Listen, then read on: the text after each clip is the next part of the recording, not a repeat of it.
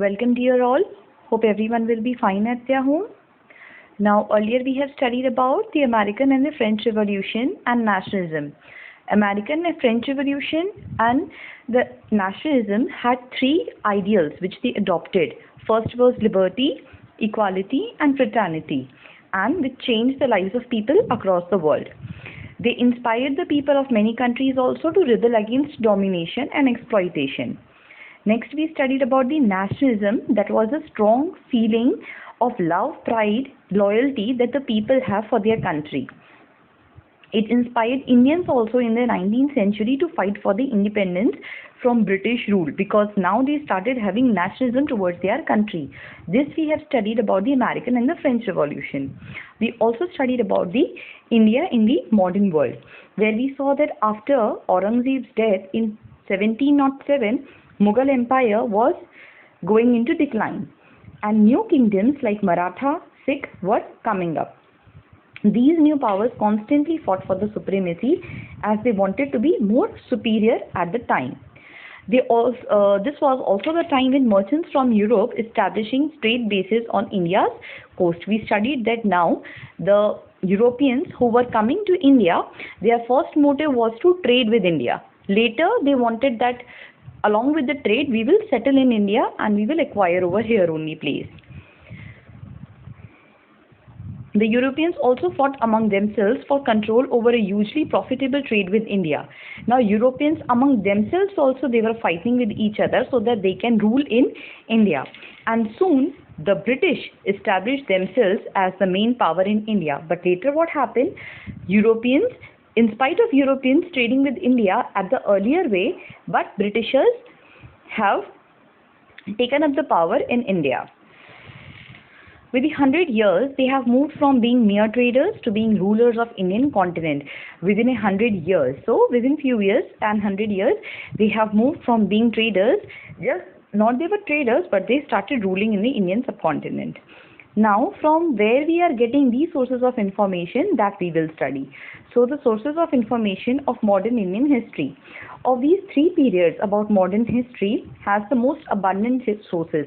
That means there are three periods: ancient, medieval and modern. But modern history is having so many sources of information, and it can be categorized into two types. The very first one is primary and the other one is secondary. Now, primary sources are those sources that are original and are created at the time of the event or by the people who are witnessing those events. Artifacts from archaeological sites, coins, monuments, inscriptions, travelogues and autobiographies are primary sources of information. For modern Indian history, primary sources of information also include government reports, letter, photograph, map, diaries, newspapers, magazine and films. So, primary sources are those sources what we are taking directly. We are not editing it. We are not taking from any another person, but actually the person who is writing himself about the story, or the person who has himself witnessed it about that event happened and then he is telling us. So, it is the primary sources directly. The person who has witnessed it or is knowing about that thing is telling us about the information. So, a lot of this material has also been preserved in the government museums and archives from which they can be accessed when needed. So, these are not like they are over, but they are also there, and whenever we are in need, we can have those documents and we can take for the references whenever it is needed. Then we have secondary sources of information. These sources of information are hand accounts of events. That means after taking the primary sources, they are converting into the another sources.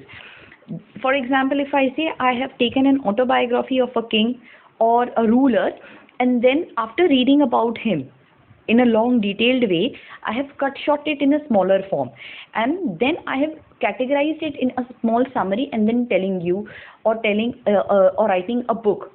So these are when I am taking from a huge material and then converting into simple, just small material. That is my secondary source of information. Like I have taken it from the bigger one, I have collected the original data, but for the other people, they cannot access the original data as it is so vast. So I will summarize it into a shorter way, and then for other people, it will be the secondary source. They are usually collected and put together by people who study the primary sources. Secondary sources include like textbook, biography, magazines, which can be republished again. Editing can be done, newspapers and movies about historical events. Like this example also we can take like movies.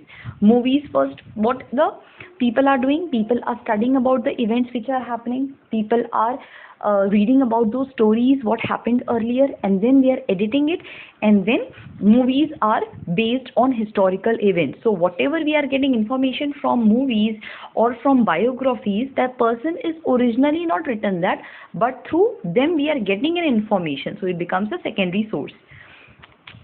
Both primary and secondary sources should be checked for bias or exaggeration.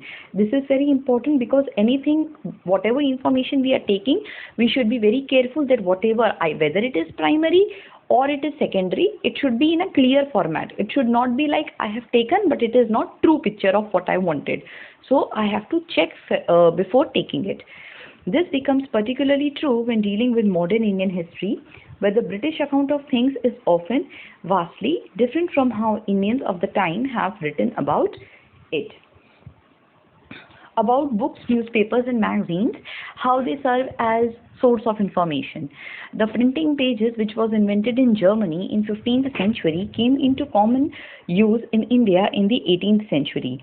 This resulted in the mass printing of books, newspapers, magazines and pamphlets, which are important sources of information for historians today. Books were printed in English and in the various regional languages. Many biographies of great people were written, which give us authentic information about the people and the times in which they lived. So books, newspapers and magazines are also a source of information which tell us about those people who have given authentic information about some other people, and then we can refer it. For example, Max Muller wrote about Vedas and in philosophy, though he had never been to India. So how never been to India and then also he has written a book? That means he has referred the original written books and then he has written about Vedas. His theories were influencing Western thoughts of India on several decades. So his thoughts were to influence Western thoughts on India for several decades. So books and magazines play a very important role. Government documents we'll be doing in our next video. Please read it and take care of yourself.